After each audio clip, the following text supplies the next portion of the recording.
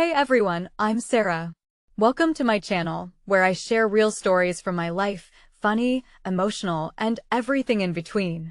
If you love authentic storytelling, make sure to like this video, drop a comment, and subscribe for more moments from my journey. Let's create memories together. I never thought my perfect little suburban life would implode like this. You know that Facebook highlight reel everyone has? Yeah. That was me and Ethan, high school sweethearts turned marriage goals. We had our routine down. A 3-bedroom house in a nice neighborhood in Idaho, weekly date nights at Outback, matching Christmas pajamas with our daughter, Ava. Basic, maybe, but it worked, even if things with Ethan were getting a little predictable. Then Lucas moved back to town. Now, I should probably mention Lucas is my ex from college. We dated for 2 years before things fell apart, him chasing his career, me not ready for the whole power couple lifestyle. When that friend request popped up on my Facebook, I didn't think twice about accepting. I mean, we're all adults here, right? Lucas was totally respectful about everything, always asking about Ethan, even trying to be friends with him. Like, who does that? Most exes are straight up toxic, but Lucas?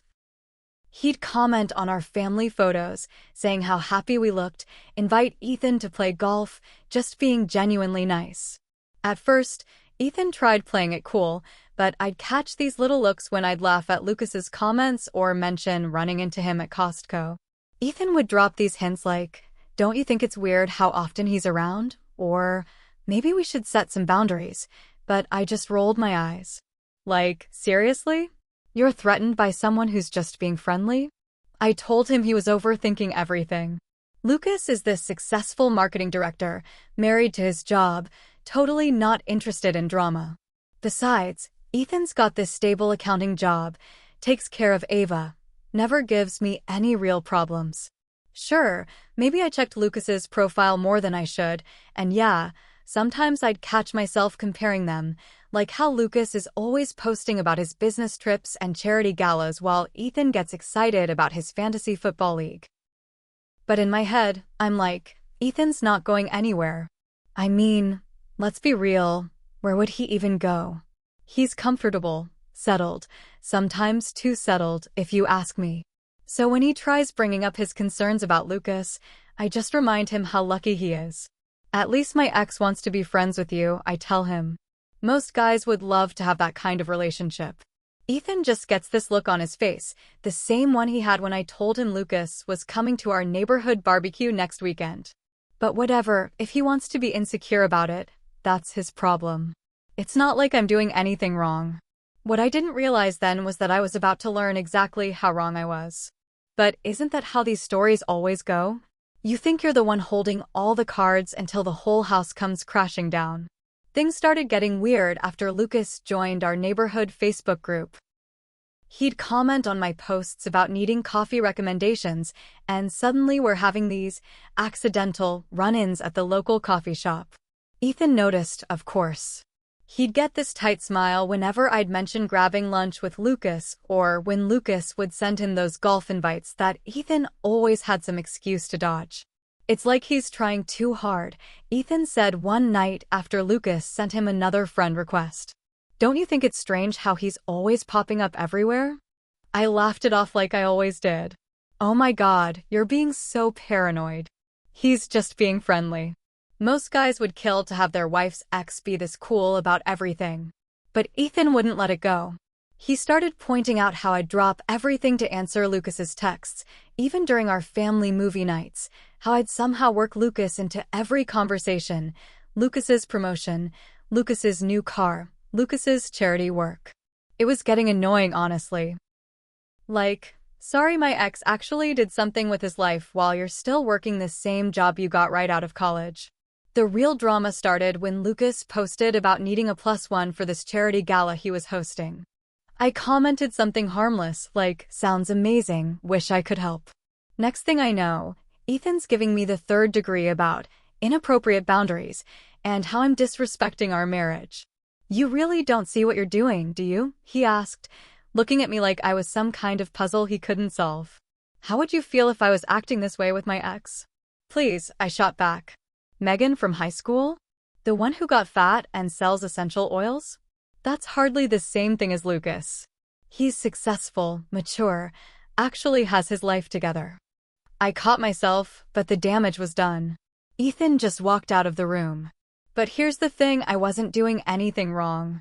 Lucas and I were just friends. So what if we had inside jokes? So what if I saved his funny Instagram posts? So what if I dressed up a little nicer when I knew I might run into him at the gym?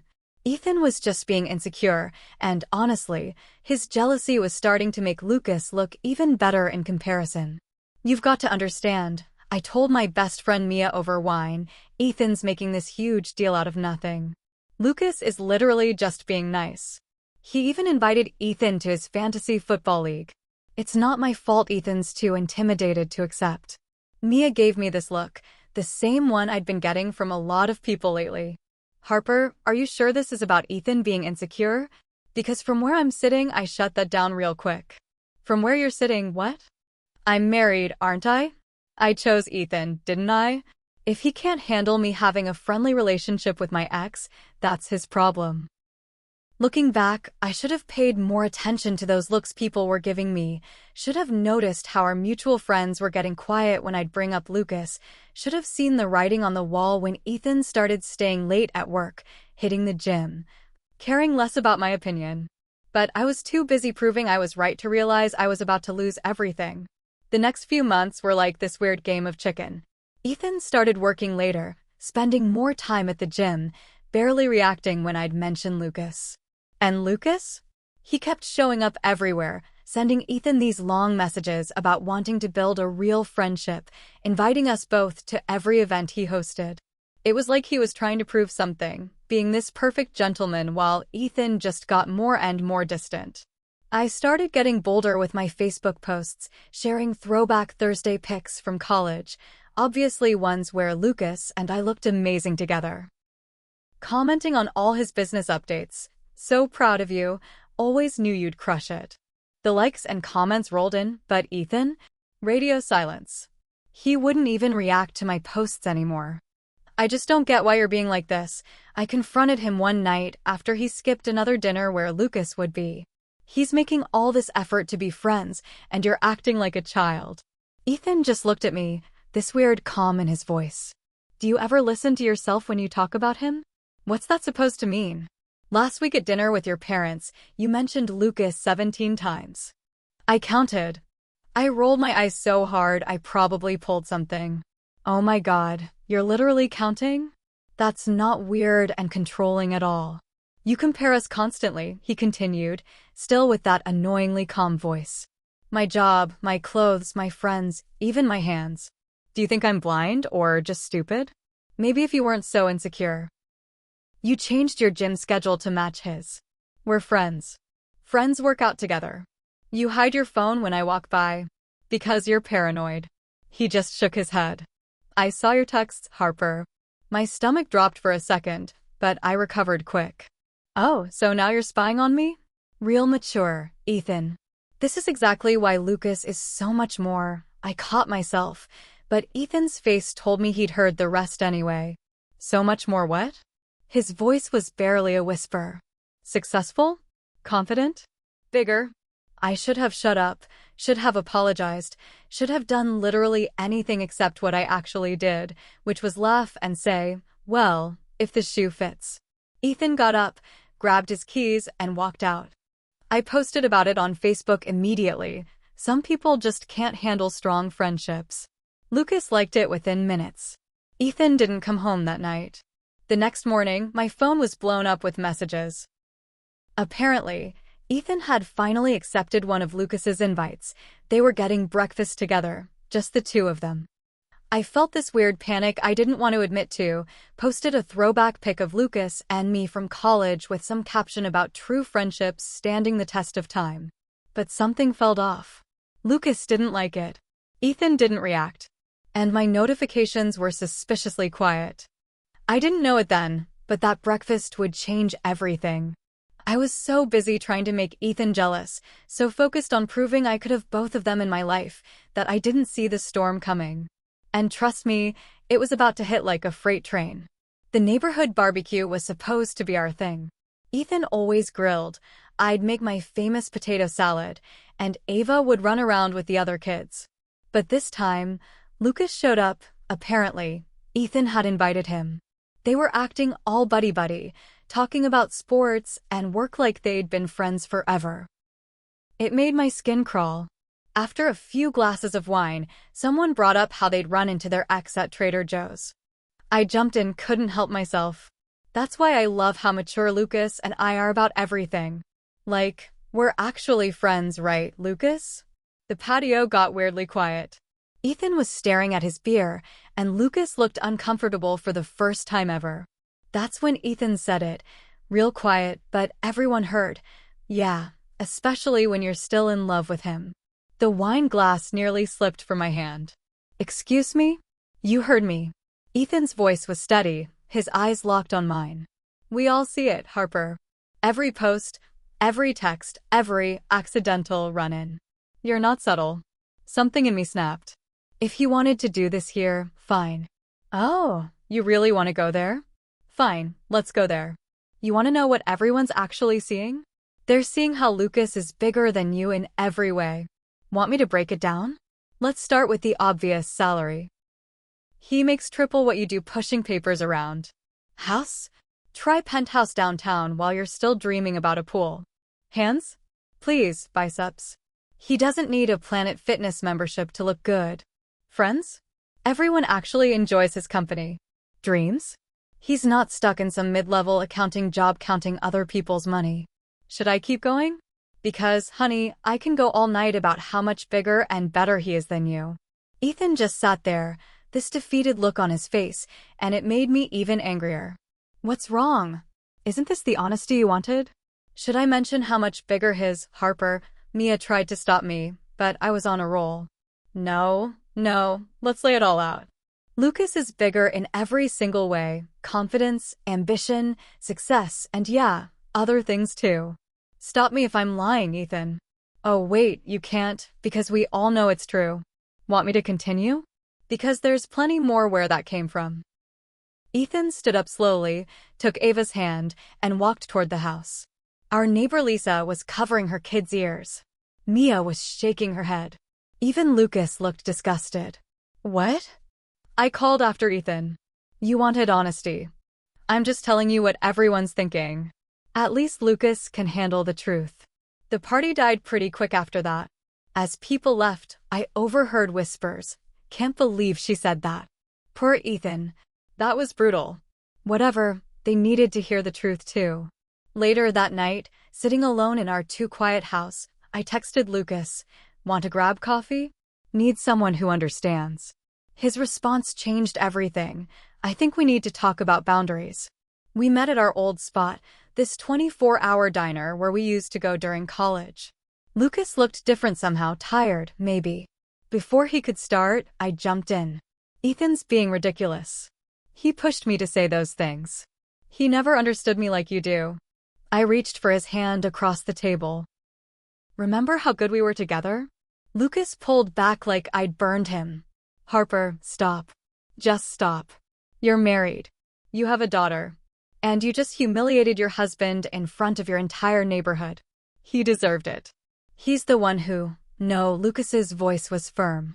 He didn't deserve any of that. And honestly, I feel partly responsible for this mess.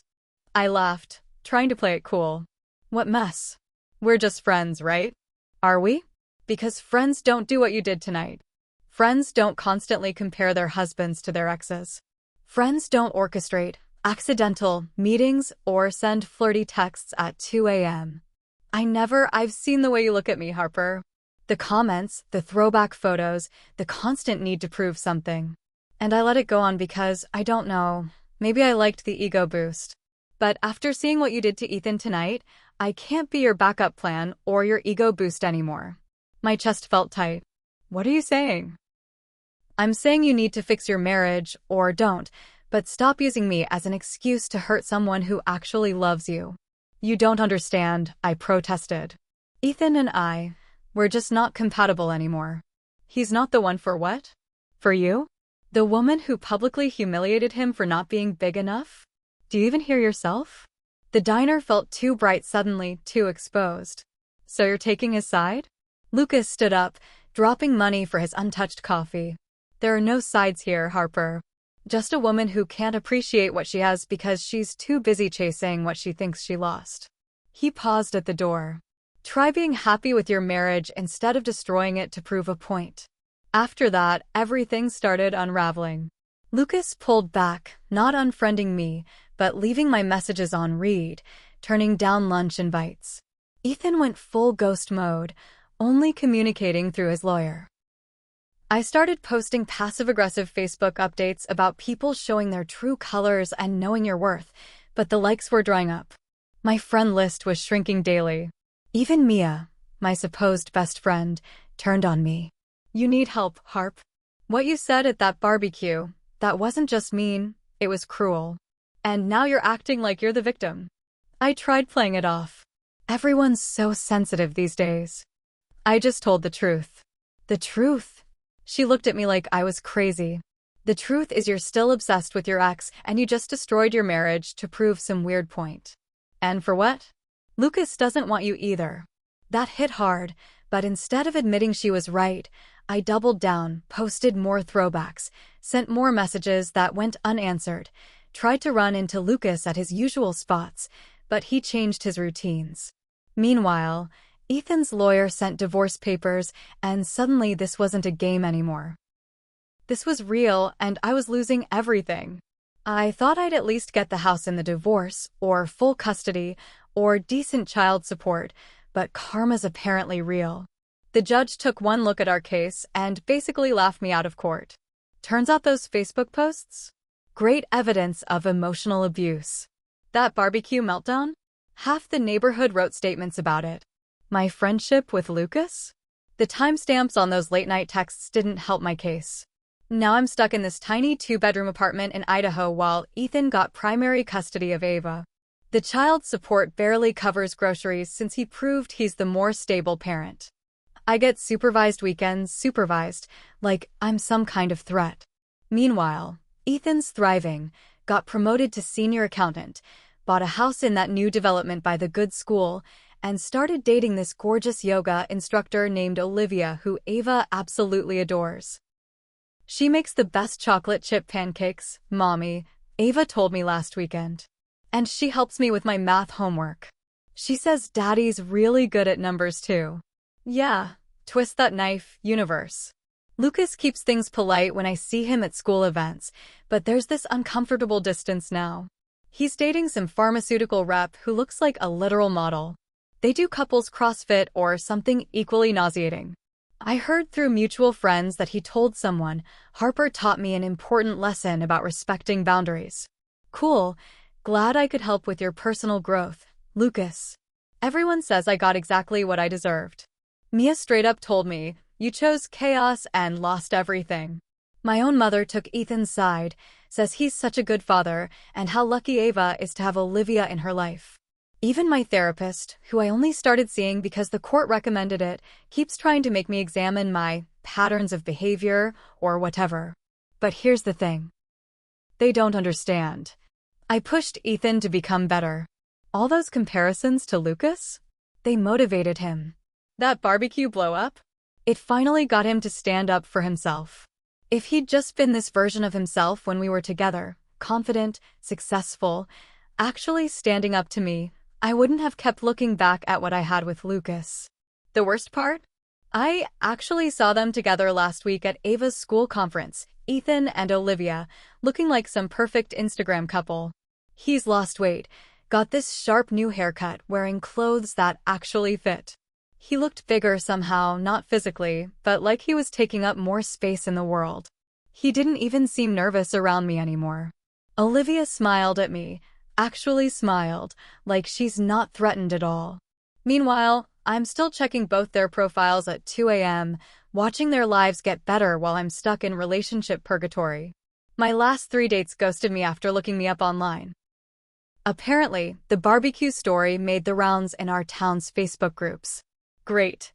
So yeah, That's how I ended up here, single, partly homeless, and watching my ex-husband thrive while my other ex won't even respond to my drunk texts. Everyone says I need to work on myself before I can move on, but they don't get it. I didn't lose Ethan because I was still in love with Lucas. I lost them both because they couldn't handle how honest I was about everything. At least that's what I tell myself at night, alone in my apartment, while Ethan's living his best life and Lucas is posting gin selfies with his new girlfriend. But sometimes, in those quiet moments when I can't sleep, I wonder if maybe, just maybe, I was the problem all along. Not that I'll ever admit that out loud.